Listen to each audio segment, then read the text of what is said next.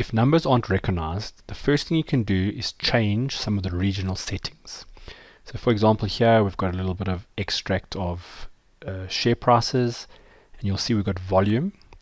But now the problem is, and I know this is going to be a problem, is my computer, if I type a big number and I format it as a number, you'll see that it uses spaces to indicate thousands, whereas I can already see this data has got commas.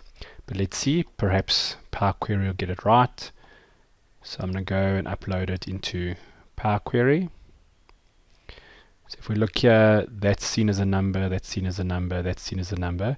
This here is now seen as text. So we need to tell it, no, that's not text. It's pretty much a bad sign if PowerQuery doesn't guess it right, but let's try anyway. We're going to change it, and I think it can be whole numbers. When I click on whole numbers, it just checks, you sure you want to replace it? I'm going to replace the current setup. And you'll see for some reason, it kind of gets numbers right, and then others it gives us error messages.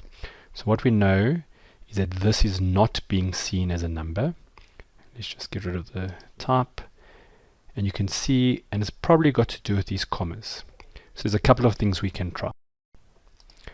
On my computer, the regional settings are such that it doesn't recognize the comma as a 1000 separator.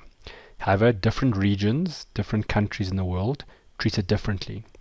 So PowerQuery allows you to specify what regions rules should be used, not only in total, but we can actually do it on a column by column basis. Now, you've got to be a little bit careful here. If you go and you click on this data type, you'll notice there's a whole bunch of types, and then at the bottom here, the last one is binary.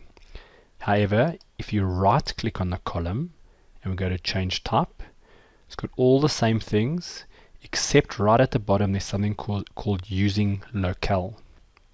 What this is telling Excel is when you click on it, it's now going to go and say, okay, what you've given me, what do you think it is? So I'm going to say I think it's a whole number. And then you need to specify what locale, what region has that type of data. Now it's a little bit cumbersome, but I find that the three that apply for us is typically, it's going to be English, South African, but I'm fairly sure that's not working already. You'll see then there's English United Kingdom and English United States. So let me try English United States. You'll see it immediately indicates what it's kind of expecting, and that does look like it's correct. It's got commas, so that looks like it's correct, so we'll stick with that. I'm going to say OK, and you'll see it looks like it's handled it. So what it's done is it's gone and converted these on the assumption that those commas are actually 1000 separators, so these must be numbers.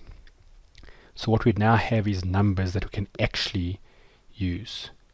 Just going back into that, change type using locales. I'm just going to say replace current. Just be aware that there are various versions. So if I chose an English United Kingdom, you'll see that looks similar. Let's just try one or two others. So South Africa, you'll see South Africa by default has a space.